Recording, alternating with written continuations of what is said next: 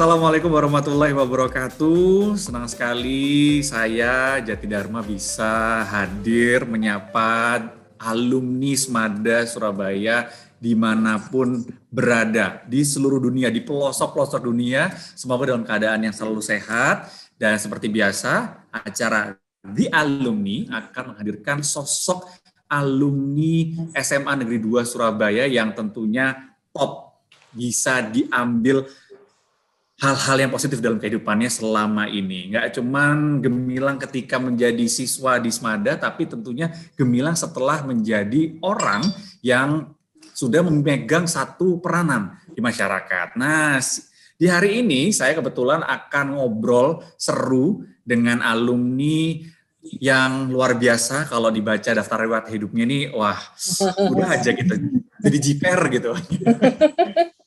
Ini adalah Dr. Haridana Indah, SM, SPPDKI, Finasim M Biomedik. Nah, halo.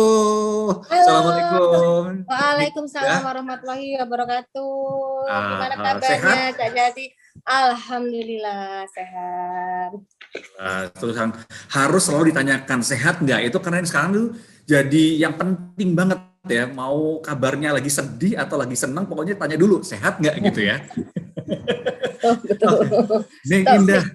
Nah, ini kita kan lagi di acara di alumni. Nah, ini kita akan ngobrol seputar alumni. Kita pengen tahu Neng Indah ini siapa sih sebenarnya, mulai dari dulu waktu kecil, apa iya punya cita-cita. Ini kan kalau sekarang kan kalau dilihat jabatannya ini kan hubungannya dengan dunia medis. Apakah dari dulu pernah punya cita-cita di medis atau jangan-jangan punya cita-cita jadi model? Nah, kita nggak tahu nih kan. Saat inilah sebenarnya kita mau ngobrol-ngobrol, ngorek-ngorek sama Dokter Haridana Indah, Dokter Haridana Indah nih. Siap ya, Neng Indah ditanya-tanyain ya. Jadi hari ini saya agak kepo-kepo nih. Jadi mohon maaf kalau misalkan nanti agak-agak jadi kayak netizen gitu ya, agak julid. Nah, Indah, kita pengen tahu nih, kalau dilihat dari daftar riwayat hidup ini kan Indah sekolahnya ini banyak kan dari dunia medis. Kalau kita coba tarik ke belakang zaman baheula waktu masih kecil, apa iya waktu itu sudah kepikiran mau jadi dokter? Iya nggak sih? Ya, terima kasih Cak Jati. Assalamualaikum warahmatullahi wabarakatuh. Ini sekarang sudah sore ya. Selamat sore teman-teman Smada di seluruh Indonesia, bahkan mungkin di seluruh dunia. Perkenalkan, mohon izin, nama saya Indah saja, panggilannya Indah. Jadi terima kasih atas kesempatan yang diberikan kepada saya. Memang benar Kak Jati, saya ini memang anak dari anak kedua dari 3 bersaudara. Bapak saya adalah dokter angkatan laut dan ibu saya adalah juga dokter. Nah, waktu itu memang ibu saya dan bapak saya itu sepertinya memang kepingin sekali tiga anak ini jadi dokter. Tapi dengan cara yang membuat saya itu tidak terasa kalau saya harus jadi dokter. Maksudnya begini, bapak saya ini kerjanya perang mulu, dok. Perang mulu, Cak Jati. Pokoknya perang terus, isinya papa layar kemana-mana. Akhirnya memang yang memegang peranan penting adalah ibu saya. Jadi ibu saya anggap adalah sosok yang luar biasa, walaupun bapak saya juga sangat luar biasa. Nah, waktu itu memang ibu saya, kalau ayah saya lagi perang nih ya, lagi perang ke timur atau kemana, atau layar, jadi mama itu prakteknya makan di rumah. Dan apa tugasnya anak-anaknya? Tugas anak-anaknya itu sebenarnya tidak susah ya, sepele sebenarnya, tapi sangat berarti. Itu kalau misalnya kita mau nyuntik pasien kan kita harus punya kapas. Nah, zaman dulu tuh kan nggak ada yang kayak seperti zaman sekarang tuh kapas yang langsung pakai alkohol. Nah, kita diajarin untuk melintir kapas. Jadi kalau ibu saya praktek di rumah, saya disuruh nemenin gantian dengan kakak saya, dengan adik saya. Ya, mama memang sengaja lebih banyak praktek di rumah supaya apa? Supaya bisa menemani anak-anaknya, karena sadar kalau ibu saya adalah ibu bekerja, dan kalau misalnya ibu saya full di rumah sakit, sedangkan suaminya adalah angkatan laut ya, dokter angkatan laut yang harus perang, harus layar kemana-mana, tidak punya waktu cukup untuk anak-anaknya. Itu saya sangat menangkap momen seperti itu. Jadi kecil-kecilannya seakan-akan saya sudah merasa bawa karbol. Jadi tiap hari itu kami gantian mesti menemani mama dan membantu melinting-linting kapas itu. Tuh. Nah, kalau dari ayah saya belajar satu yang namanya disiplin. ayah saya itu sangat-sangat disiplin karena dari kakek saya, dari orang tua, dari bapak saya itu memang TNI Angkatan Laut. Jadi kami diajari yang namanya datang harus tepat waktu, bahkan kalau perlu setengah jam sebelum sebelum sekolah itu kita harus datang. Pagi-pagi harus bangun, setelah sholat, mandi dan sebagainya. Sama juga disuruh dari ujung rambut sampai ujung kaki itu harus rapi. Harus rapi. Ya, kalau perlu nyetrika sendiri itu baju kalau perlu. Sampai sepatu itu, ayah saya mengajarin saya untuk menyikat sepatu bagaimana sepatu harus mengkilat. Sampai saat ini, Mas. Jadi gini Kak, jadi saya tahu pinter saya nggak untuk membersihkan sepatu seperti mengkilat tuh saya tahu persis karena itu ajarannya ayah saya. Jadi memang harus profesional banget. Jadi artinya harus baju tidak perlu mahal, tetapi harus rapi. Karena rapi itu tidak pernah ada yang salah gitu.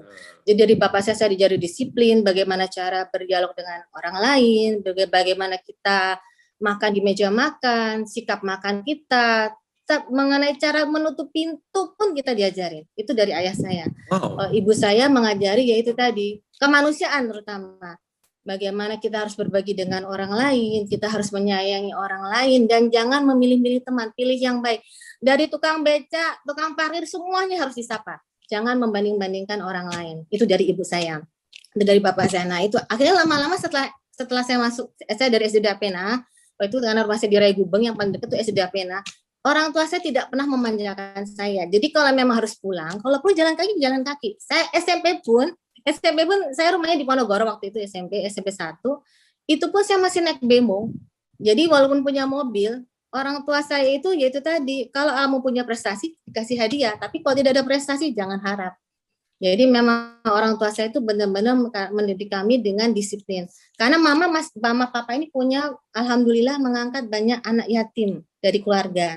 Dan itu alhamdulillah 10 diantaranya jadi dokter, alhamdulillah. Alhamdulillah banget. Itu dari Erlangga semua. Dan kemudian saya dari SMP 1 masuk SMA 2. SMA 2 ini menurut saya adalah SMA yang luar biasa yang membentuk karakter saya yang harus otak kanan dan otak kiri itu harus sama, seimbang. Apalagi saya punya guru-guru di sana yang menurut saya tuh guru-guru yang cool, keren. Kok zamannya sekarang kan anak-anak bilang cool, gurunya keren. Saya bersyukur tidak perlu harus seperti ini, artinya waktu itu belum ada pandemi. Itu pun saya juga masih loh, Jati pasti pakai itu saya ingat banget naik bemo T2. Nggak ada mobil, naik bemo karena orang tua saya tidak mau memanjakan saya karena yaitu tadi karena harus berbagi dengan saudara-saudara kami atau anak yatim dari keluarga mama maupun dari keluarga papa. Jadi kita diajari untuk hidup sederhana, tidak boleh bermewah-mewahan dan tidak boleh berlebih-lebihan. Jadi itu tadi. Makanya kenapa mungkin ya kita disuruh sekolah dokter tuh karena bukunya murah, dari kakak saya turun ke adiknya yang terakhir adalah adik saya yang kasihan karena sudah banyak seorang tani ya. Gitu.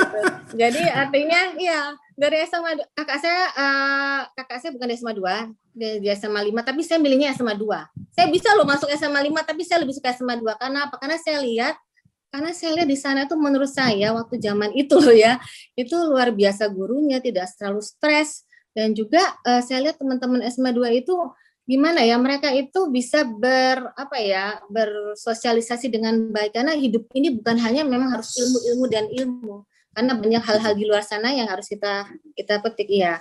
Karena ada Ahmad Dhani dan segala macam ya, itu keren banget ya. Saya tuh kakak-kakak kelas saya tuh luar biasa kerennya. Guru-guru juga disiplin. Guru SMA 2 itu disiplin loh. Disiplin dan banyak banget ngasih PR. Guru favorit saya itu semua guru biologi adalah guru favorit saya. Kalau guru kimia saya yang menurut saya yang paling luar biasa adalah Pak Lasmono. Karena kalau ngajar itu bikin saya nggak ngantuk. Biasanya kimia itu bikin ngantuk. Tapi ya gitu, Cak. PR-nya PR-nya banyak banget. Tapi ya, jadi mau nggak mau, ya PR-nya banyak banget. Jadi mau nggak mau saya di BEMO pun tuh ya, saya harus bawa buku. Saya tuh untungnya saya suka membaca. Kalau teman-teman saya punya sahabat juga di SMA 2 dari SMP 1, kemana-mana saya sukanya bawa buku.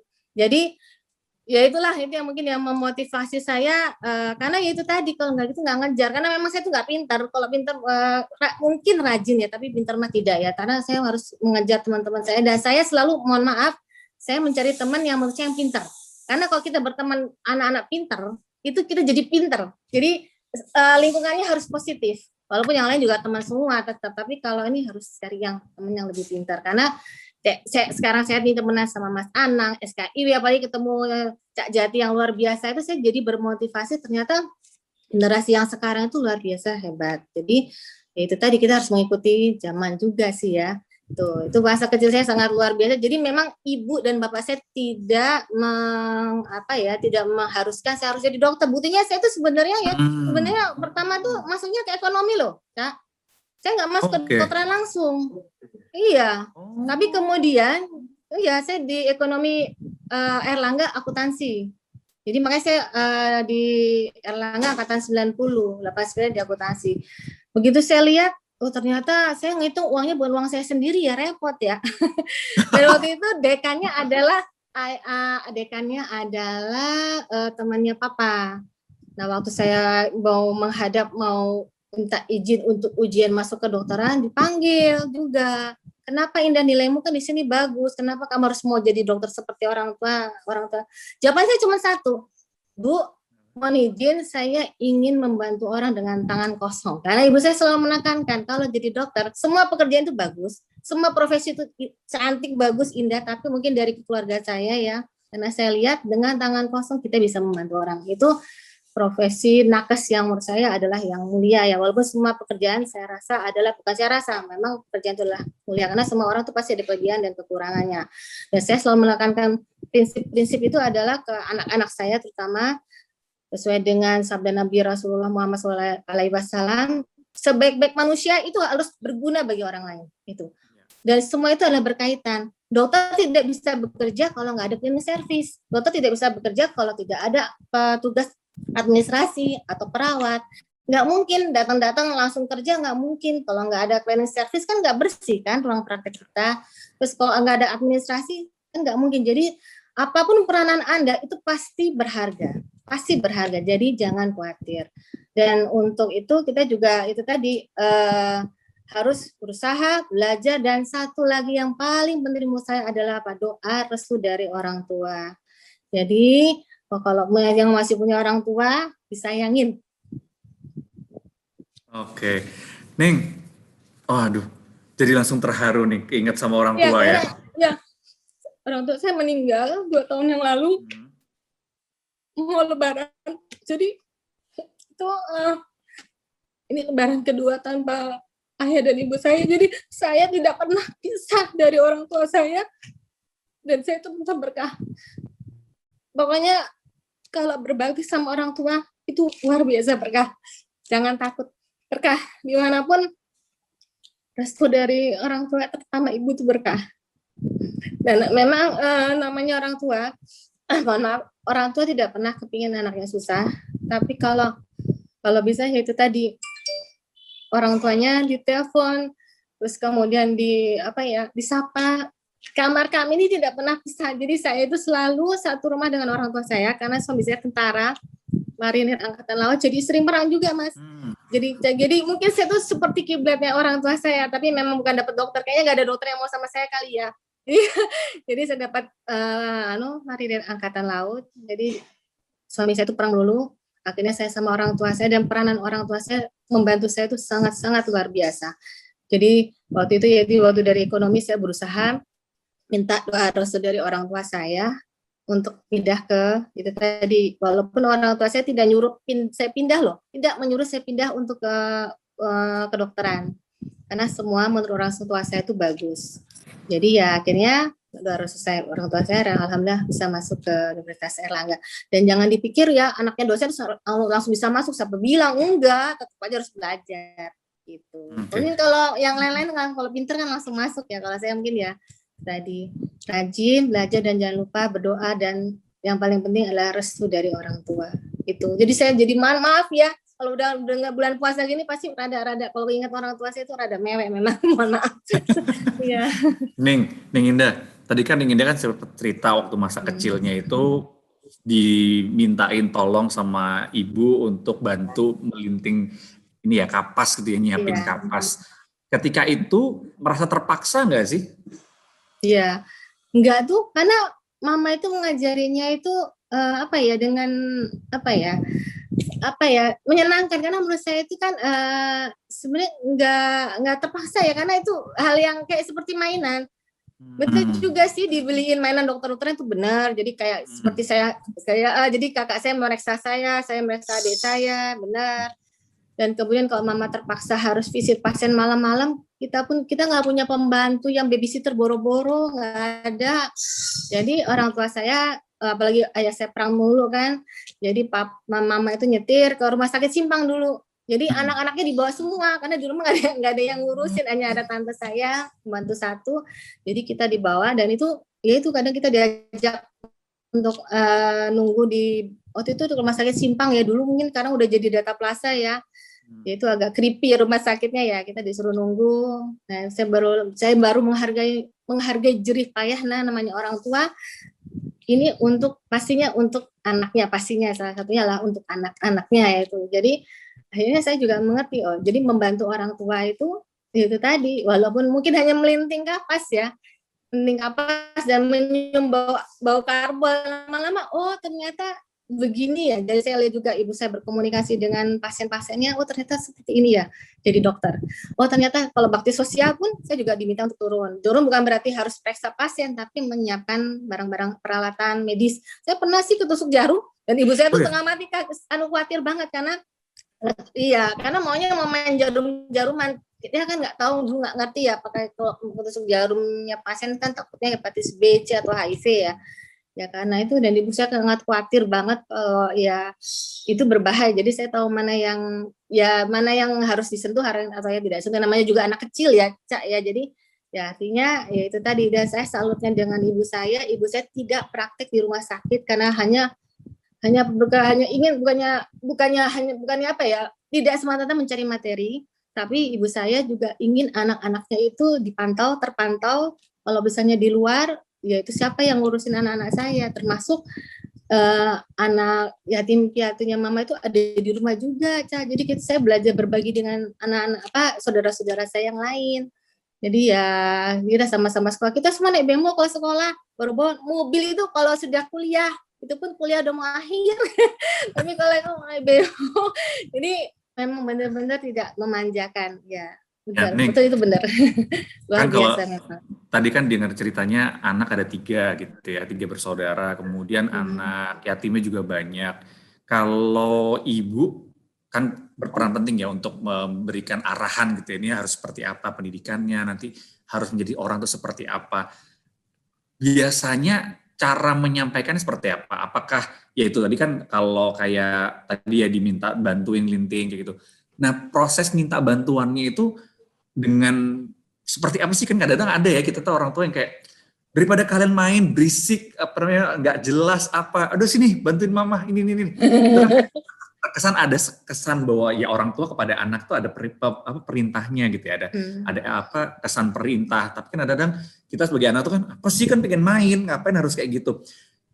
Pernah nggak sih ada kayak gitu? Jadi Ning Indah ngerasa bahwa aduh disuruh bantuin gini mulu, kan pengen main, pengen nonton TV, pengen apa kayak gitu. Dan itu seperti apa kejadiannya, hubungannya Ning Indah dengan ibu waktu itu? Sempet nggak sih slack kayak gitu? Ya pastinya namanya orang tua dengan anak pasti ada sih ya. Dan memang pernah ada kalimat mama itu yang saya tidak pernah bisa lupa sama kakak adik saya dari sekarang. Sampai sekarang maksudnya. Almarhum mama bilang, jadi kalau kita punya pasien itu ada tiga jenis pasien. Satu adalah pasien yang bayar. Artinya ya datang, mampu bayar selesai. Yang kedua pasien yang nggak usah bayar. Contohnya, ya nggak minta-minta ya, teman-teman SMA 2, karena kita sama-sama satu angkatan, atau guru-guru datang ke saya, nggak usah bayar, kita teman sejawat, termasuk dokter-dokter dan keluarga dokter. Dan yang ketiga, itulah yang paling menarik, pasien yang harus kita bayar, maksudnya pasien yang harus kita bantu. Jadi dia datang, ngelihat kita, minta tolong, tapi nggak punya uang, mungkin bisa bayar dokter, kita kasih resep. Apalagi kalau resepnya bukan resep yang harusnya bisa generik, karena mohon maaf mungkin ada sponsor kasih resep yang mahal, nggak bisa dia bisa makan itu resep karena nggak punya uang gitu. Jadi itulah yang nilai-nilai kemanusiaan yang ditanamkan oleh ibu saya, karena kemudian ibu saya orang medis ya. Itu ada 3 macam pasien yang harus kamu tolong. Sampai saat itu Sampai saat itu, sampai sekarang itu tidak akan pernah lupa dari ingatan saya, adik saya maupun kakak saya. Dan orang tua saya selalu bilang, kamu kepingin jadi dokter, apa jadi tukang becak? Kalau kepingin jadi dokter, harus belajar yang rajin. Kalau kepingin jadi, kalau kamu nggak rajin, itu tadi. Karena apa? Mohon maaf, bukannya saya mengecilkan arti tukang becak, mohon maaf, bukan. Karena apa? Karena kita diberikan kesempatan. Kesempatan itu harus dipergunakan. Dan saya yakin kalau misalnya tukang becak itu punya kesempatan, saya yakin bisa jadi lebih hebat dari saya. Karena itu tadi, ada kesempatan, mohon adik-adik kalau ada kesempatan bersyukur ada kesempatan. Banyak yang lebih susah dari anda sekalian. SMA 2 itu saya rasa itu SMA yang favorit ya sampai saat ini. Kalau bisa masuk ke SMA favorit itu ada suatu rezeki, suatu berkah. Apalagi saya yakin sekali guru-gurunya itu sangat luar biasa. Jadi jangan disia-siakan. Manfaatkan waktu yang ada, manfaatkan diskusi dengan guru, jangan sampai itu waktu hanya berlalu seperti itu saja. Jadi ya cari banyak teman, jangan cari musuh. Udah gak zamannya. One day one friend. Tiap hari cari teman yang baru, cari, dan teman yang baru gak mesti harus teman yang kaya semua, karena kita nggak tahu hidup ini seperti apa. Pasti akan seperti roda berputar. Jadi cari teman sebanyak-banyaknya mungkin. Saya punya teman tukang parkir, punya sapam. Jadi kalau saya mau misalnya kalau saya nggak punya pengemudi ya zaman suami saya masih letang nggak ada punya lah pengemudi. Saya dikasih loh Kang Cak itu namanya tukang parkir space sendiri karena saya baik banget sama saya selalu nyapa. Belas saya nggak punya uang untuk ngasih lebih tapi jadi saya dikasih ke parkir. Saya tanya kenapa? Karena hanya dokter yang mau senyum sama saya. Coba hanya senyum. Itu namanya ibadah juga ya. Hanya senyum doang, nyapa dan senyum.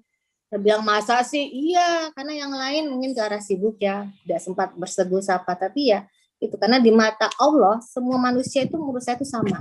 Hanya amal kebajikan itu tadi yang membandingkan atau nanti yang di mata Allah itu ya hanya amal kebajikan lah yang membedakan kita. Tapi bukan jabatan, bukan derajat, kan. Itu. Dan selanjutnya ya. Boleh cerita satu lagi nggak, Kang? Jadi gini, boleh. Kak Cak Jati, jadi gini, saya itu punya ini beban sebenarnya, karena mohon maaf, bukan saya sombong ya, bapak saya ini jenderal, ibu saya profesor, coba bayangin, saya susah kan? Susah, karena banyak waktu saya masuk ke kedokteran itu muridnya mama tanya, mamamu profesor, kamu bisa nggak jadi profesor? Nah, susah kan? Susah. Nah, saya tanya sama ibu saya, suatu saat saya tanya, Ma, apakah mama menginginkan saya jadi profesor seperti mama? Jawaban ibu saya begini, Indah, nanti kalau kamu punya anak itu jangan kamu samakan dengan dirimu, biarlah dia berkembang. Jangan ditutup seperti, kalau misalnya bisa, alhamdulillah, lebih bagus. Tapi anak itu jangan terlalu dituntut. Tapi juga sebagai anak setelah diomongin gini, terus kemudian, ya sudah, tidak. Ya artinya itu tadi, kalau ada kesempatan, pergunakan sebaik mungkin. Dan saya berusaha nih Cak Jati, untuk menjadi seperti ibu saya. Tapi sekarang jadi profesor di susah. Paling enggak dokter lah, S3. Dan alhamdulillah saya bisa menyelesaikan S3 saya itu, dan saya diwisuda Februari, terus kemudian orang tua saya meninggal, ibu saya meninggal bulan April, 27 April, itu sudah 3 tahunnya. Jadi saya bersyukur, alhamdulillah saya bisa menemani mama saat mama masih kritis, papa kritis, dan saya mempersembahkan apa yang sudah jadi keinginan ibu saya sebelum orang tua saya meninggal. Itu semua berkat doa orang tua, luar biasa doa orang tua. Luar biasa sih ya.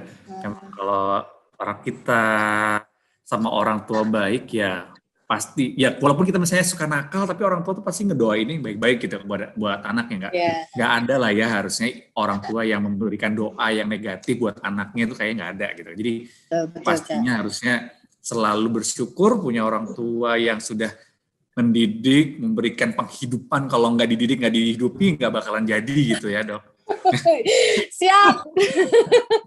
Indah, tadi saya penasaran deh. Ini kan tadi kan kalau lihat dari ceritanya itu, ya nggak sebenarnya kalau dilihat nggak mulus-mulus amat gitu ya. Ada perjuangannya, ada banyak sih sebenarnya. Pasti sangat menarik mengikuti perjalanan hidup Ning Indah ini karena nilai-nilainya itu banyak banget gitu. Nah tadi saya tertarik sama soal tadi Ning Indah sempat cerita bahwa Ning Indah seharusnya bisa masuk SMA 5, tapi akhirnya malah memilih SMA 2. Alasannya karena di SMA 5 itu agak-agak stres amat gitu ya, belajar mulu. Kalau di SMA 2 itu mungkin imbang gitu ya antara kanan sama kiri gitu kan. Nah terus kemudian Ning Indah tadi sempat bilang juga bahwa Ning Indah tuh nggak pinter, tapi menang rajin. Makanya sebenarnya segala macam pencapaian sampai saat ini tuh lebih karena rajin, belajar yang rajin. Kayak gimana sih? Apa itu datang dari diri sendiri atau karena disuruh atau kayak gimana? Karena kan kalau saya sih dulu udah nggak pinter, nggak rajin pula. Itu Enggak, kan pasti ada kalau kelebihan. kalau anak kelas siswa itu kan kayak gitu ya. Maksudnya mungkin sekarang kita sudah bisa melihat gitu. Kita bisa melihat bahwa oke, dulu tuh untung ya saya rajin, atau mungkin seandainya saya lebih rajin lagi, saya bisa akan mencapai yang lebih baik lagi gitu misalkan. Nah itu bisa dibagi nggak, Ning, waktu dulu gimana sih proses belajarnya itu dan datangnya itu dari mana gitu, dari luar atau dari dalam sendiri? Ya, ya Cak. Jadi terima kasih, itu pertanyaan bagus, itu bagus banget pertanyaannya. Berarti Cak Jati itu juga sebenarnya pintar. Karena ya iya benar. Jadi yang namanya profesi itu bukan mesti seperti harus saya profesi harus sebagai dokter, tidak. Semua profesi itu pasti ada kelebihan. Saya itu memang dulunya suka membaca karena ibu orang tua saya suka mengajari saya membaca. Orang tua saya terbatas waktu itu, jadi kami dibawa ke toko buku waktu itu namanya Gramedia. Sampai sekarang ya ada Gramedia ya. Jadi kami di situ membaca entah itu dari buku komik Tintin, dari buku Hercule Poirot yang detektif. Jadi saya memang diajari suka untuk membaca. Dan buku di rumah itu banyak sekali, banyak banget sampai akhirnya disedekah-sedekahin karena kami ini suka membaca dan diajari membaca. Dan sampai saat ini karena sih enak udah ada gadget ya, bisa apa aja bisa lihat, termasuk zaman milenial anak-anak saya juga bisa membaca. Jadi memang mohon maaf para orang tua, sedikit saran. Memang sekarang memang susah ya karena era pandemik, jadi terpaksa harus pakai laptop ya. Tapi mohon anaknya dari kecil diajari untuk membaca. Membaca yang apa saja yang dianggap bagus ya. Artinya karena di situ pasti ada nilai-nilai yang bisa diajarkan. Zaman dulu buku mah terbatas dan buku masih mahal-mahal. Akhirnya ya kita nongkrong aja di Gramedia karena maunya akhirnya gini, nanti tiap minggu Cak Jati, jadi karena nggak punya uang, mama papa nggak punya uang banyak, ya saya yang minta tolong ayo ke toko buku karena bukunya belum habis dibaca. Untung yang karyawan toko buku itu sudah ngerti, ini anak itu aja yang datang ke situ bertiga itu. Jadi kalau nggak ini saya di bab ini, dan saya sangat senang sekali membaca buku, senang banget membaca buku. Kalau perlu di mana-mana sih bawa itu buku. Jika kalau yaitu rujaan sama teman-teman saya pasti bawa buku, di BEM pun saya bawa buku. Karena yang bisa saya bawa buku, kalau misalnya ada waktu senggang pasti saya membawa buku karena memang saya senang sekali. Karena itu dari kebiasaan ya, kebiasaan membaca. Jadi memang paling tidak ditanamkan kebiasaan membaca. Tapi kalau sekarang udah ada IT mah lebih bagus sekali ya untuk IT ya. Gitu. Oke, berarti dari dorongan dari orang tua untuk biar terbiasa membaca, akhirnya jadinya lebih terbiasa gitu ya untuk baca. Nah akhirnya rajinnya dari situ karena udah baca semuanya, jadi mau nggak mau masuk aja ke otak gitu ya, sebelum diajarkan pun juga akhirnya ilmunya udah banyak gitu ya. Nah, waktu SMA, waktu di Esmada itu kan kalau lihat kan, waduh ya Allah sampai S3 sampai 2018 masih belajar terus gitu. Itu gimana menyeimbang kalau otak kanan mau otak kirinya gimana, Ning? Ya, jadi gini Cak Jati, lagi-lagi orang tua dan jangan lupa suami. Suami saya itu dulu dipesenin sama saya kan angkatan laut ya, marinir. Pesenin sama ibu saya, boleh nikah dengan saya asal ada 2 syarat. 1, Indah harus kerja. Sayang dokter nggak kerja. Yang kedua, dia harus belajar setinggi mungkin, jangan dilarang. Dan alhamdulillah saya mendapat suami yang luar biasa baik. Ya, jadi mendorong saya, mengingatkan saya ini janjinya ke mama. Jadi tolong belajar setinggi mungkin. Dan saya punya lingkungan saya itu profesor saya juga sangat luar biasa, Prof. Samsur Rizal. Saya dulu PTT-nya di Doli, Cak, di Doli. Di Doli di mana ya saya harus berhadapan dengan PSK, tapi saya nggak mengorangkan mereka. Jadi saya punya banyak teman. Jadi alhamdulillah saya pernah dapat beasiswa ke Jerman. Kenapa saya tinggal? Karena saya lihat anak saya masih kecil. Kalau saya mengutamakan ego saya, keluarga saya bisa berantakan. Jadi tetap saya hormat dengan suami saya, bagaimanapun juga adalah kepala keluarga, dan suami saya terus membimbing saya sampai saya S3, memberikan semangat supaya terus maju dan keluar dari zona nyaman. Keluar dari zona nyaman itu tidak mudah. Keluar dari zona nyaman memang tidak mudah. Malah sekarang suami saya waktu saya sidang terbuka, malah suami saya sekarang yang ngambil S3, alhamdulillah. Jadi kita saling mendukung supaya untuk menjadi lebih baik tentunya di mata Allah. Hablum minanas, hablum minallah, itu pastinya. Jadi waktu SMA sempet ekskul gitu nggak, Neng? Atau Iya. udah aja belajar terus gitu? Iya betul, sempat ekskul. Tapi karena saya itu modelnya agak ini ya, saya itu memang nggak bisa terlalu belajar rame-rame ya.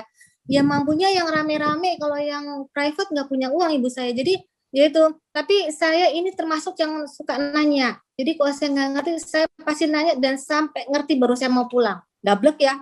Jadi yang lain udah pulang, saya tetap ngerjain pekerjaan saya, belum jemput. Misalnya kalau ada yang jemput ya, kalau nggak ada yang jemput ya naik demo tetap. Bahkan saya bisa pulang sampai maghrib, saya ngerjain PR saya dengan teman-teman, pokoknya sampai ngerti baru saya pulang. Karena ya saya nggak pinter, saya rajin tapi nggak pinter. Jadi saya benar-benar tanya sama teman yang pinter, minta diajarin. Karena ibu saya nggak punya uang untuk private soalnya, gitu, Cak. Jadi ya apa yang ada di sini saya, untuk teman-teman SMA 2 saya itu luar biasa baik banget, teman-teman saya.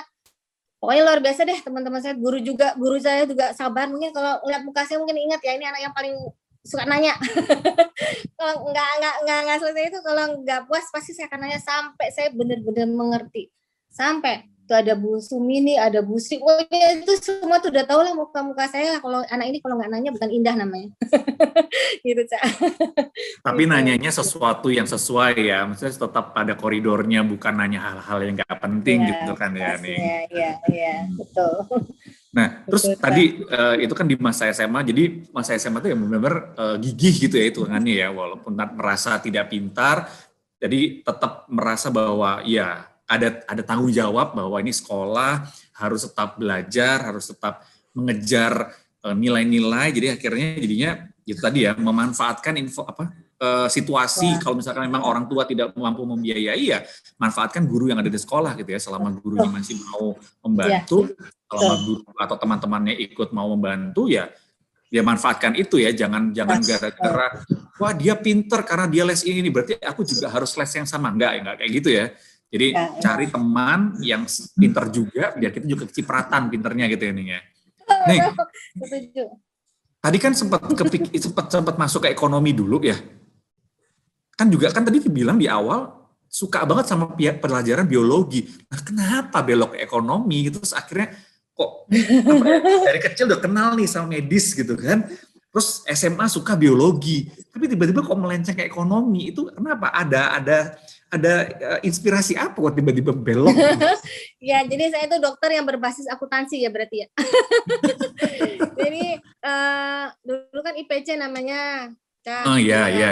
Dan saya tidak sepintar teman-teman saya yang ada yang jalur SBMPTN waktu itu ya, karena kan SBMPTN itu kan susah ya, nilainya harus konstan. Nah itu IPC itu kan ngambil IPA 1, yang IPS-nya 1, jadi saya ngambilnya yang akuntansi itu. Bukan hukum, karena memang saya tidak, walaupun memang kakek saya juga sarjana hukum, saya pusing yang ngeliat hukum, tapi kalau ekonomi kayaknya wah nanti kalau jadi ibu kan bisa ngatur uang dengan baik ya, mungkin ya, mudah-mudahan ya. Jadi saya basisnya waktu itu ya akuntansi itu. Walaupun memang menyenangkan sih pelajarannya, cuma saya mikir ini ngitungin uangnya orang, bukan uang saya, mendingan saya pindah. Tapi ibu saya membiarkan, terserah deh kamu jalanin dulu, kalau memang sukanya jadi akuntan silahkan. Tapi kalau memang ini nggak suka ya itu tadi. Ibu saya tuh pintarnya gini, mau jadi aku pengen jadi psikolog aja boleh, tapi jadi dokter dulu baru jadi psikolog, berarti psikiater kan. Mau jadi ekonomi dulu boleh, dokter dulu sekolah lagi. Karena kepingin banget anaknya jadi dokter. Dan kebetulan alhamdulillah, iya. Arahan ya. Iya, arahan tapi tidak menekan. Nggak ada ibu saya kamu harus tidak. Ayah saya juga tidak harus tidak.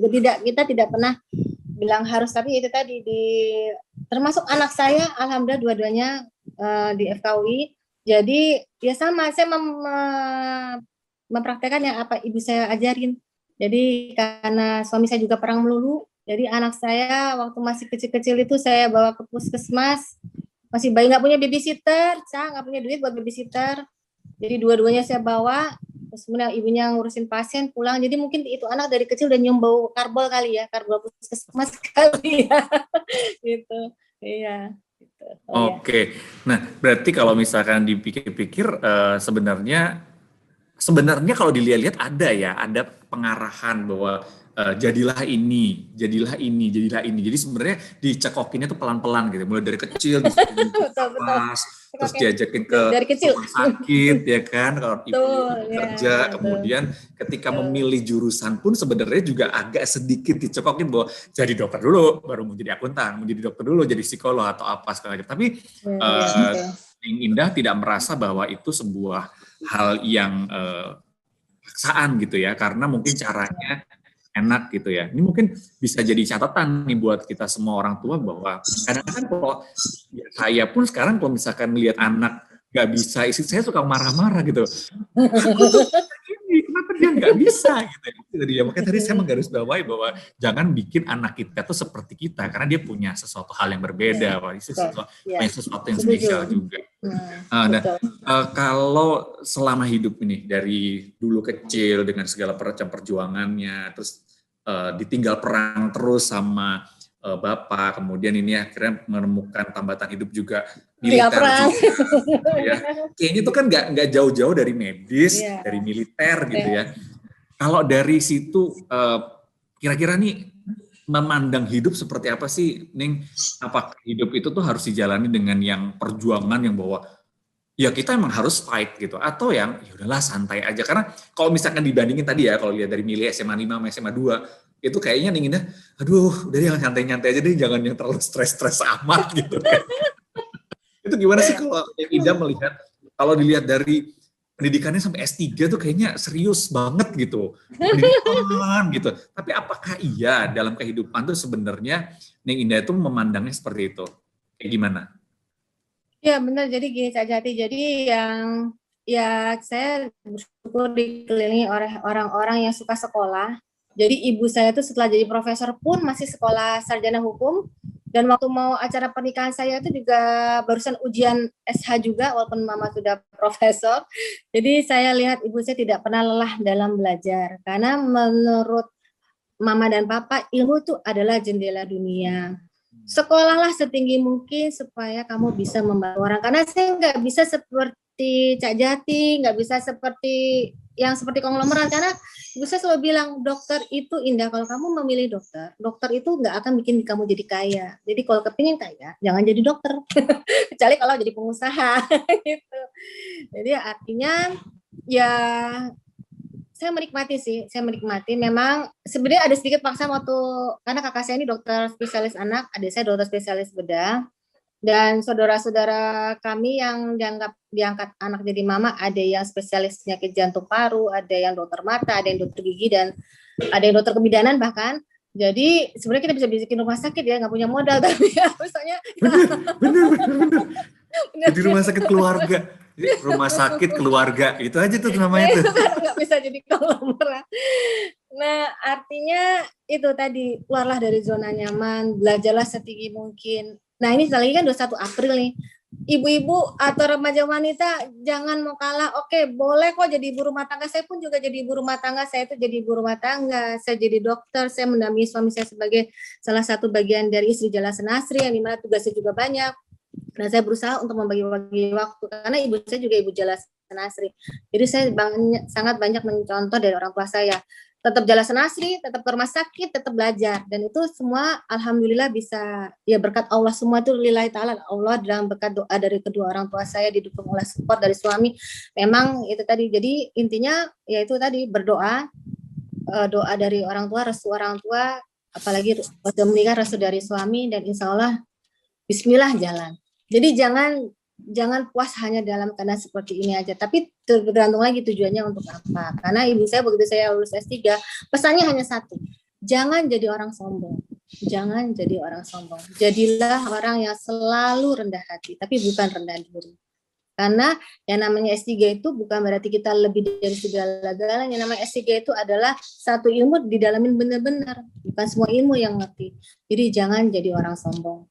Jadi ya itu saya pegang. Jadi mohon maaf tuh, mungkin mohon maaf tadi kalau ada perkataan saya mungkin ini, tapi ya itulah saya. Jadi semua perkataan yang baik-baik dari orang tua saya, dari lingkungan saya, dari keluarga saya, terutama dari suami saya, ya saya sebagai manusia biasa pasti punya banyak kekurangan, tapi saya bersyukur bisa mengenal orang hebat, terutama di SMA 2. Benar, SMA 2 itu menurut saya tidak kalah kok dengan SMA yang lain, luar biasa benar.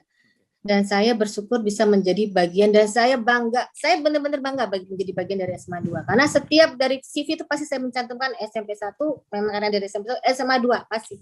Dan saya bangga sekali menjadi bagian dari SMA 2 yang luar biasa.